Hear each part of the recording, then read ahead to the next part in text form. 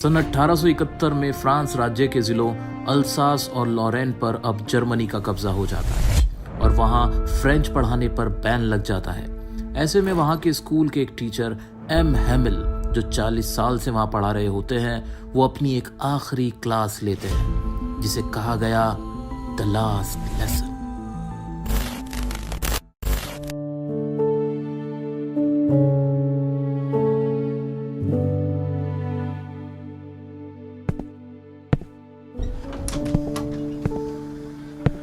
Friends, बेटा आज मैं तुम्हें डांटूंगा नहीं, तुम्हें बुरा लग रहा होगा।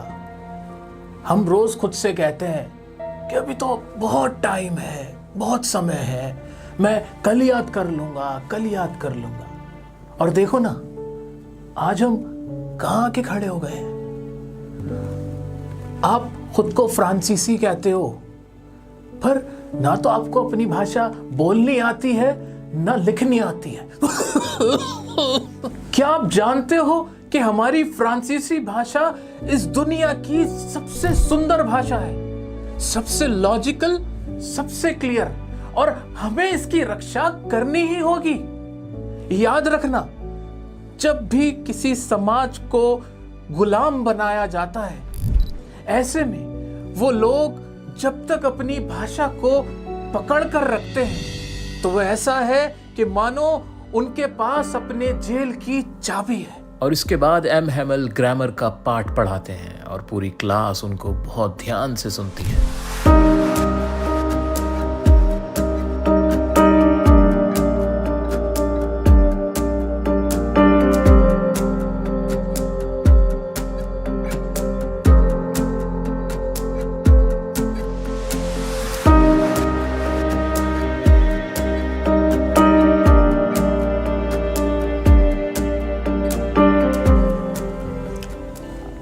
मेरे दोस्तों, मैं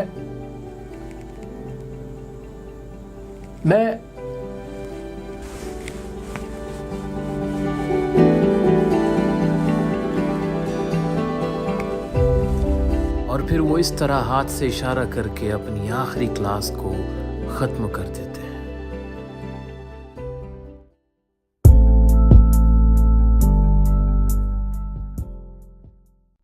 तो दोस्तों, कहानी तो ऑलमोस्ट आपको समझ में आ ही गई है। अब मैं आपके सामने इसका एक लॉन्ग आंसर, जो कि बहुत आसान वर्ड्स में मैंने खुद अपने इन हाथों से आपके लिए लिखा है, थैंक यू, वो एक्सप्लेन कर देता हूं, जो आप एग्जाम में लिख के आओगे। कुछ इंपॉर्टेंट लाइंस बताता हुआ जाऊंगा, कुछ वर्ड्स बताता हुआ चलूंगा, वो देख लेना। छोटा सा आंसर है, जल्दी से देख लेते हैं और इसकी कहानी को, स्टोरी को भी अच्छे से समझ लेते हैं। चैप्टर है हमारा द लास्ट लेसन, जैसे कि इसके नाम से ही पता चल रहा है कि आखिरी लेसन है, इसके बाद और क्लास नहीं होगी। ये कहानी है एक टीचर की, एम हैमिल जिनका नाम है, और एक बच्चा जिसका नाम क्या है, फ्रांस जिसका नाम है।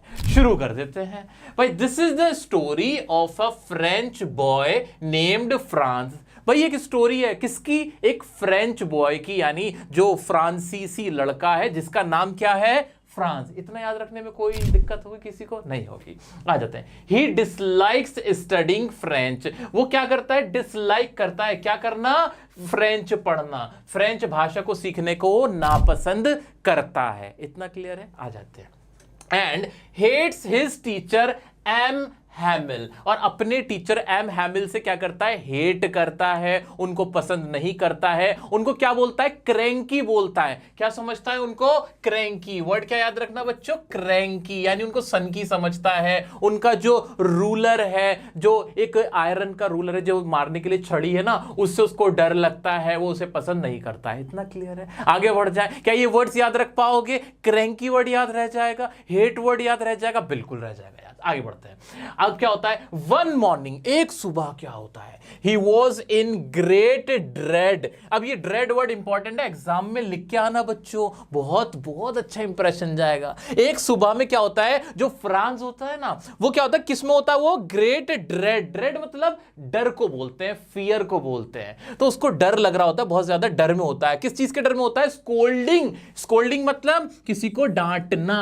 तो वो किसके ड्रेड में होता है, किस चीज के डर में होता है, डांटने के, कि उसकी डांट पड़ जाएगी। किसकी वजह से, एज, क्योंकि he did not learn the lesson on participle. उसको ये डर रहता है कि उसने पार्टिसिपल पे जो उसके टीचर ने उसको लेसन लर्न करने के लिए दिया था वो उसने याद नहीं किया था, और जो उसके टीचर है ना मिस्टर एम हैमिल, वो उससे क्वेश्चन पूछेंगे जो उसको आंसर नहीं आते होंगे, तो उसे इस बात का डर लग रहा होता है। इंपॉर्टेंट वर्ड कौन सा है? पार्टिसिपल कीवर्ड है यहां पे, ड्रेड कीवर्ड है यहां पे, स्कोल्डिंग कीवर्ड है यहां पे। अब जब उसको डर लग रहा होता है ना तो उसका मन पता है क्या करता है? वो सोचता है एक पल के लिए, फॉर अ मोमेंट वो क्या सोचता है कि वो रन अवे कर जाए, यानी भाग जाए, स्कूल ना जाए, गोल कर दे। जो वहां पे बर्ड्स जो चर्पिंग कर रही होती है ना वो उसको अच्छी लग रही होती हैं, वो दिन बड़ा ब्राइट होता है, वार्म होता है, उसको अच्छा लग रहा होता है, सोल्जर्स ड्रिल कर रहे होते हैं, तो उसको ये माहौल ना अट्रैक्ट करता है कि स्कूल मत जा यार, वहां डर भी लग रहा है, आपसे सवाल भी पूछे जा सकते हैं, मुझसे टीचर सवाल पूछ लेंगे। तो वो ना ये सोच के सोचता है कि छोड़ता हूं, गोल ही कर लेता हूं, तुम भी तो गोल मारते हो ना स्कूल। ऐसा ही हमारा फ्रांस भी सोचता है। वो भी एक लेजी सा बच्चा है लेकिन सेंसिटिव है, ठीक है। तो समझ में आई कहानी, इतनी कहानी समझ में आई कि वो अब डर रहा था, उसका बाहर जाने का दिल हो रहा था, स्कूल बंक करने का उसका मन हो रहा था। फिर क्या होता है? लेकिन फिर वो चला जाता है। When he reached his school, अब ये लाइन बड़ी आसान है भाई। वो जब अपने स्कूल पे रीच किया उसने, यानी पहुंचा, उसने क्या देखा? He found, उसने देखा there was silence all around। Silence important word है बच्चे, कि वहां जैसे स्कूल में पहुंचा हर जगह हसल बसल जैसे होती है उस तरह की नहीं थी, साइलेंस थे, सब लोग सीरियस हुए थे। क्यों? The student set eight there desk silently. जो बच्चे थे, सभी बच्चे ना अपने डेस्क पे बड़े खामोशी से बैठे हुए होते थे, जो कि ऐसा कभी नहीं होता था। ये नयापन उसने देखा, नया चेंज देखा। एग्जाम में क्वेश्चन आएगा बच्चों कि जब फ्रांस स्कूल पहुंचा उस दिन सब कुछ अलग क्या था, वहां स्ट्रेंज क्या था, स्ट्रेंज अजीब क्या था, तो आप ये सारी लाइंस लिख दोगे। लिख पाओगे कि नहीं? कि सब कुछ साइलेंट था, बच्चे साइलेंट बैठे हुए थे, और क्या हो रहा था? M Hamel did not scold Franz for coming late. M Hamel ने जो फ्रांस है या फ्रांस है, इसको क्या किया? इसको डांटा नहीं लेट आने पर, क्योंकि फ्रांस जो था वो लेट आया था, बट फिर भी एम हैमिल जो कि बहुत ही उसको बुरे लगते थे, उनको बुरा समझता था, सनकी समझता था, डरावना समझता था, हेट करता था उनसे, बट उनको उसने उन टीचर ने ना फ्रांस को डांटा नहीं और कहा कि शांति से बैठ जाओ बच्चे, अपनी सीट पे बैठ जाओ। ये भी स्ट्रेंज था, क्योंकि एम हैमिल तो डांटते थे, पढ़ाते थे, उनसे वो डरता था। आगे देखते हैं क्या हुआ। आगे क्या हुआ बच्चों? इतना यहां पे सब कुछ क्लियर है। He was wearing, ये जो एम हैमिल थे वो क्या पहने हुए थे? He was wearing his beautiful dress which he never wore except on inspection and prize days. सबसे इंपॉर्टेंट, आपने ड्रेस तो देखा ही था एम हैमिल का, आपको पहन के दिखा देता मैंने। कौन सा ड्रेस पहना हुआ था? एक स्पेशल ड्रेस पहना हुआ था जिसमें एक फ्रिल्ड शर्ट थी, झल्लीदार वाली शर्ट थी, एक ग्रीन कलर का कोट पहना हुआ था और एक ब्लैक हैट थी। इतना याद रहेगा, ये ड्रेस अब सबको याद रहेगा, लिखने की तो जरूरत नहीं है, याद रह जाएगा। मेरी शक्ल सोच लेना, वो जो एम हैमिल मैंने आपको बन के दिखाया था वो सोच लेना, याद रह जाएगा। तो उन्होंने इस तरह का ड्रेसअप किया हुआ था विच ही नेवर वोर, जो उन्होंने कभी नहीं पहनते थे। वो जब कभी इंस्पेक्शन डे होता था या प्राइज डिस्ट्रीब्यूशन का डे होता था वो तब स्पेशल ओकेजन पे पहनते थे, यानी आज कुछ स्पेशल होने जा रहा था। क्या स्पेशल था? The villagers were also present in the class. जो गांव के लोग थे ना वो भी बेंच पे पीछे बैठे हुए थे, सारे विलेजर्स जो थे ना वो भी, पोस्ट मास्टर वगैरह सब लोग वहां बैठे हुए थे क्लास के अंदर जहां बच्चों को बैठना था। ये भी स्ट्रेंज था। ये सारी लाइंस आपके आंसर में आ जाएंगी। अगर आपसे पूछा जाए कि उस दिन क्या स्ट्रेंज हुआ था तो आप ये सब लिख दोगे। लिखोगे ना? किसी को कोई दिक्कत तो नहीं हो रही? कोई डिफिकल्ट वर्ड तो नहीं है ना, यहाँ आसान है ना। आ जाओ। Everybody looked very sad. हर कोई क्या था? बहुत ज्यादा सैड नजर आ रहा था, बहुत उदास था। क्लास में जो भी बैठे हुए थे लोग सब बड़े सैड थे। Then M Hamel told that the order has come. फिर एम हैमिल जो टीचर थे वो उठते और बताते हैं कि भाई ऑर्डर आ चुका है। कहां से? बर्लिन से। बर्लिन जर्मनी, यानी बर्लिन जर्मनी की राजधानी तो है, तो बर्लिन से ऑर्डर क्या आया है कि to teach only German in the schools of Alsace and Lorraine. और ये जो स्कूल्स है जो अल्सास और लॉरेन के, वहां पे अब से सिर्फ और सिर्फ जर्मन पढ़ाई जाएगी, फ्रांस या फ्रेंच भाषा नहीं पढ़ाई जाएगी। ये ऑर्डर जर्मनी से आ चुका है। टू टीच ओनली जर्मन, कि आपको सिर्फ जर्मन पढ़ानी है। कहां कहां? In the schools of Alsace and Lorraine. ये इंपॉर्टेंट वर्ड्स है, मैं मार्क करता जा रहा हूं जो भी इंपॉर्टेंट वर्ड है जो एग्जाम में आपको लिखने ही है कि क्या है। अल्सास और लॉरेन में अब सिर्फ जर्मन पढ़ाई जाएगी। ये ऑर्डर बर्लिन से आ गया है। इस कहानी का सबसे इंपॉर्टेंट जो फैक्ट है वो यही है कि आपको याद रखना है कि अब क्या हो गया था, फ्रांस के अंदर फ्रेंच भाषा को पढ़ाने पे बैन लग गया था। एक बुलेटिन बोर्ड पे ऑर्डर आके लगा दिया गया था जर्मन्स के द्वारा। इतना क्लियर है, इतना क्लियर है। इसी वजह से अब ये जो क्लास थी, ये जो लेसन था, ये लास्ट लेसन था जो एम हैमल अपने बच्चों के साथ शेयर कर रहे थे। क्या है आखिरी लेसन, फिर क्या होता है वो देखते हैं। फ्रांस को जब पता चला, फ्रांस गॉट शॉक्ड, फ्रांस बहुत शॉक्ड हो गया ये न्यूज सुन के। He felt sorry for not learning his lessons and French language. वो बहुत सॉरी फील करता है, बहुत पछताता है। उसको लगता है कि वो एम हैमल के बातें नहीं मानता था, होमवर्क पूरा नहीं करता था, वो स्कूल बंक करता था। उन सब चीज़ों को सोच के उसको बड़ा सॉरी, यानी बहुत पछतावा, बहुत गंदा, बहुत बुरा फील होता है। उसको इंपॉर्टेंस समझ में आने लगती है अपनी लैंग्वेज की। उसे यकीन नहीं होता कि that was his last lesson, कि अब वो उसका लास्ट लेसन था। इसके बाद अब वो फ्रेंच नहीं पढ़ पाएगा। वो खुद से पूछता है, कहता है कि अभी तो मुझे लिखना भी नहीं आता, अभी तो मैंने फ्रेंच लैंग्वेज सीखी भी नहीं है, मुझे बोलनी भी नहीं आती है, मुझे लिखनी भी नहीं आती है ना, मुझे अभी नहीं आती है, मैंने नहीं सीखी है ठीक से। बोल तो लेता होगा थोड़ी बहुत क्योंकि फ्रांस में था, लिखनी नहीं आती है मुझे ठीक से, लेकिन मैं ऐसे ही मेरा लास्ट लेसन ये कैसे हो सकता है। ये सब सोच के ना वो बहुत सॉरी फील कर रहा होता है, बहुत सरप्राइज हो जाता है। आगे क्या है, he suddenly starts liking learning French. अचानक से उसका इंटरेस्ट पैदा होने लगता है अपनी जो लैंग्वेज है, अपनी फ्रेंच भाषा के प्रति उसका इंटरेस्ट पैदा हो जाता है। उसको एम हैमल अच्छे लगने लगते हैं, उसको चैप्टर है, उसको लेसन समझ में आने लगते हैं। जिन लेसन से वो डर रहा था, जिस चैप्टर से वो डर रहा था, पार्टिसिपल से डर रहा था, अब उसे वही पार्टिसिपल, वही लैंग्वेज, वही सब्जेक्ट अच्छा लगने लगता है। और क्या था आगे, he develops liking for his teacher. ये अच्छा था, he develops liking for his teacher M Hamel. उसको एम हैमल भी अच्छे लगने लगते हैं। अब वो उनको एक बड़ा टीचर बोलता है कि अब मुझे बड़े नजर आ रहे हैं, बिग नजर आने लगते हैं साइज में भी। अब वो उसको क्रैंकी नहीं लग रहे, अब उसके मन में उनकी रिस्पेक्ट आने लगी है। अब वो एम हैमल को सोचता है कि 40 साल से ये पढ़ा रहे थे यहाँ पे, 40 ईयर से, इनका कितना बड़ा कॉन्ट्रीब्यूशन है, उनकी रिस्पेक्ट करने लगता है। एक इंपॉर्टेंट बात बताना, ये सारे विलेजर्स वहां क्लास में क्यों आए थे लास्ट डे पे?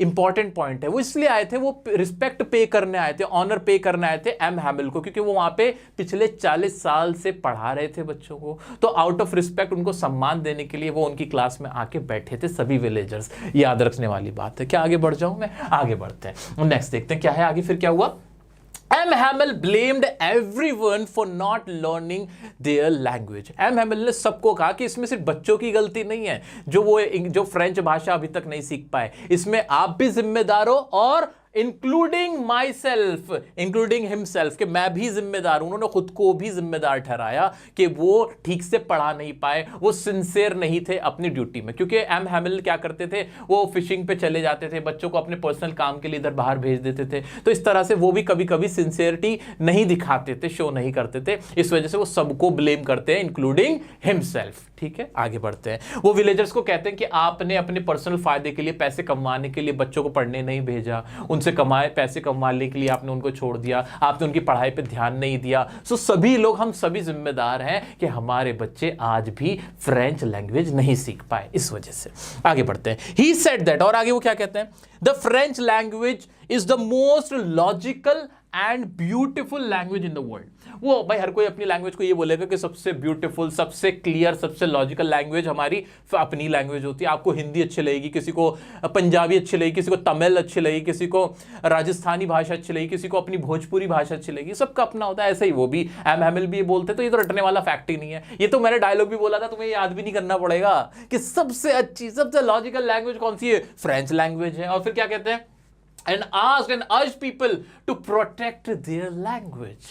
वो कहते हैं कि आप लोगों को अपनी लैंग्वेज को, अपनी फ्रांसीसी भाषा को ना प्रोटेक्ट करना है, बचा के रखना है, संजो के रखना है। और फिर आगे क्या बोलते हैं, अकॉर्डिंग टू हिम, भाई उनके अनुसार language is the key to the prison. अगर कोई जो समाज इंस्लेव्ड हो जाता है, उसको गुलाम बना लिया जाता है, तो अगर उसने अपनी लैंग्वेज को प्रोटेक्ट करके रखा हुआ है, अगर होल्ड करके रखा हुआ अपनी लैंग्वेज को, तो वो ऐसा है मानो जो प्रिजन है उसकी की उसके पास है। ये बात तो आपको इंट्रो में याद हो गई थी, इसे तो रटने की भी जरूरत नहीं है। इंपॉर्टेंट है लेकिन बहुत इंपॉर्टेंट है, इसके ऊपर एडवांस क्वेश्चन आ सकता है आपसे। हाँ, कॉम्पिटेंसी बेस्ड क्वेश्चन जो होता है ना उस पर आ सकता है कि बताइए लैंग्वेज का क्या रोल है किसी की लाइफ में, तो उसमें ये सारी बातें लिखनी कि भाई लैंग्वेज अगर कोई समाज इंस्लेव हो जाता है तो language is like just a की टू द प्रिजन। इस तरीके से हम लैंग्वेज की इंपॉर्टेंस बता सकते हैं। और लास्ट में क्या, one must preserve their mother tongue. हर जो भी है, जो भी इंसान है, उसको अपनी जो मातृभाषा है ना उसको प्रिजर्व करना चाहिए, उसको संजो के रखना चाहिए, अपनी हेरिटेज को संजो के रखना चाहिए। अगर वो ऐसा करते हैं तो कोई उनको गुलाम नहीं बना सकता, अगर बना भी लेगा तो फ्रीडम हासिल करना आसान हो जाता है। तो ये पूरे चैप्टर की कहानी थी। इसमें मेन अगर मैं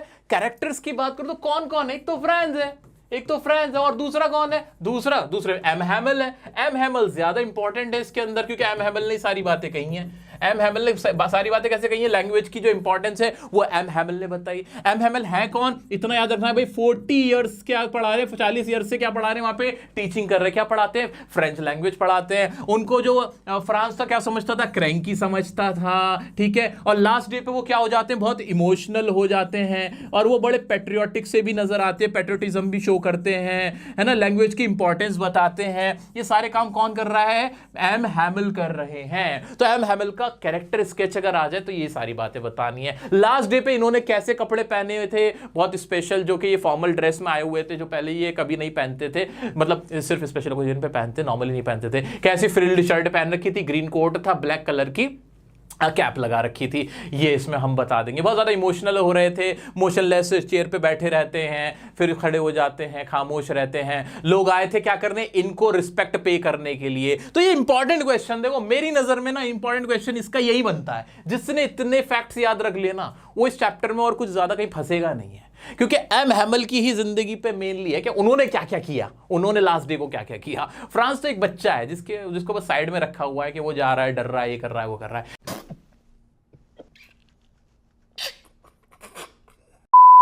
तो इससे ज्यादा कैरेक्टर एम हैमल का इंपॉर्टेंट है, ये याद रखना, इस पे ज्यादा फोकस कर लेना। फ्रांस के बारे में क्या याद रखना, कुछ भी नहीं, एक लड़का है जिसको पढ़ाई का शौक नहीं है, जो अपने टीचर से डरता है, स्कोल्डिंग से डर रहा होता है, होमवर्क नहीं करता। जब उसको पता चलता है लास्ट डे तो उसको रियलाइज होता है कि वो गलत कर रहा था, वो सॉरी फील करता है, दैट्स इट, इतना ही है मेन। आपको ये सारे फैक्ट याद करने, मुझे लगता है अब तुम्हें रटने की भी जरूरत नहीं, सब कुछ याद हो गया होगा। कुछ प्रीवियस ईयर में जो क्वेश्चन आपसे पूछे गए हैं वो सारे क्वेश्चन मैं आपके साथ डिस्कस कर लेता हूं और इस चैप्टर को खल्लास करते हैं। प्रीवियस ईयर के क्वेश्चन आपके सामने देखना कितना आसान से। Why was M Hamel dressed in formal clothes in school? भाई स्कूल में फॉर्मल क्लोथ क्यों पहन के आए थे? भाई वो लास्ट डे था, लास्ट लेसन था, क्योंकि वहां से बर्लिन से ऑर्डर आ चुका था, an order has come from Berlin. वही जो मैंने आपको बना के दिया है ना, ये जो मैंने आपके लिए पूरा जो आंसर लिखा है ना मेरे बच्चा, जिसने इस आंसर को लर्न कर लिया 2-3 बार, बस ऐसे आंखों के आगे से भी निकाल लेना, इस चैप्टर में से उसको कभी कोई प्रॉब्लम नहीं होगी, उसके पूरे नंबर आ जाएंगे। बस ये मेरी बताई हुई लाइंस लिख के चले जाना, हो गया तुम्हारा काम। आ जाओ नेक्स्ट क्वेश्चन क्या भाई, what were Franz's feeling as he set out for school and why? भाई उसकी फीलिंग क्या थी? भाई वो डर रहा था, उसको स्कोल्डिंग का डर था, वही पार्टिसिपल में उससे क्वेश्चन पूछा जाना था। How and why was M Hamel dressed differently that day? बार बार ये मैंने क्या कहा था आपसे, मैंने आपसे बार बार बोला है एम हैमल पे ही बेस क्वेश्चन ज्यादा आएंगे। ये प्रीवियस ईयर में पूछे गए क्वेश्चन है। फिर से वो कि भाई उन्होंने ड्रेस अलग क्यों किया हुआ था। Everybody during the last lesson was filled with regret comment. ये अच्छा क्वेश्चन है कि भाई हर कोई रिग्रेट फील कर रहा था, कमेंट करके बताएं भाई, क्योंकि रिग्रेट इसलिए फील कर रहे थे क्योंकि सबने अपने सिंसेरिटी से अपनी लैंग्वेज को सीखने की तरफ ईगरनेस नहीं दिखाई थी, जिसमें एम हैमल खुद को भी ब्लेम करते हैं। वही कहानी आ जाएगी इसके अंदर। आ जाते हैं the order from Berlin banning teaching of French stunned everyone comment. फिर वही वाली पूरी कहानी आ जाएगी कि भाई वो ऑर्डर आ गया था, उससे सब स्टंड हो गए थे, किसी को पता नहीं था, उनको अपनी लैंग्वेज के प्रति ना फिर प्यार लौटने लगा था, उन्हें बड़ा प्यार होने लगा था। How was M Hamel different in his last lesson? Who did he scold and for what? अच्छा था भाई, M Hamel डिफरेंट क्यों थे? क्योंकि वो किसी को डांट नहीं रहे थे, उन्होंने स्पेशल ड्रेस पहना था, फॉर्मल ड्रेस में थे। किसी को इसलिए डांट रहे थे क्योंकि that was the last lesson, और फिर वो बहुत इमोशनल थे, उन्होंने लेसन दिया, भाई पेट्रियोटिज्म के बारे में ही बात की। बस ये सारी चीज़ आएंगी। कुछ भी नहीं आता जिसने मेरा बताया हुआ है, मेरा लिखाया हुआ ये आंसर एग्जाम में जाके जो का तू भी ऐसे लिख के आ गया ना, उसके बहुत अच्छे नंबर आ जाएंगे। और बाकी बातें होंगी आपके एग्जाम टाइम पे। लाइव लेक्चर तो मेरे से ही लोगे ना, लाइव सेशन मेरे साथ जुड़ जाना, फ्री ऑफ कॉस्ट, कोई टेंशन ही नहीं है। मैं आपके सामने खड़ा हो जाऊंगा और इसके जो एक्स्ट्रा क्वेश्चन हो सकते हैं वो आपके अच्छे से करा दूंगा। अभी के लिए इतना ही। कोई भी डाउट आता है इंस्टाग्राम पे पूछ सकते हो, कमेंट में पूछ सकते हो। नेक्स्ट कौन सा चैप्टर थी मुझे जल्दी से कमेंट करके बता दो। वीडियो कैसी लगी जरूर बताना, अपने टीचर्स तक, अपने साथियों तक, फ्रेंड्स तक ये वीडियो जरूर शेयर करना। मिलते हैं नेक्स्ट वीडियो में। अभी चैनल को सब्सक्राइब करके रख लेना, क्योंकि एग्जाम टाइम में मोस्ट इंपॉर्टेंटली आपको मैं कुछ नई नई चीज़ें और बताऊंगा, तो उसके लिए सब्सक्राइब करके रखना। मिलते हैं नेक्स्ट वीडियो में नेक्स्ट टॉपिक के साथ, तब तक के लिए बने रहें डियर सर के साथ। Love you all.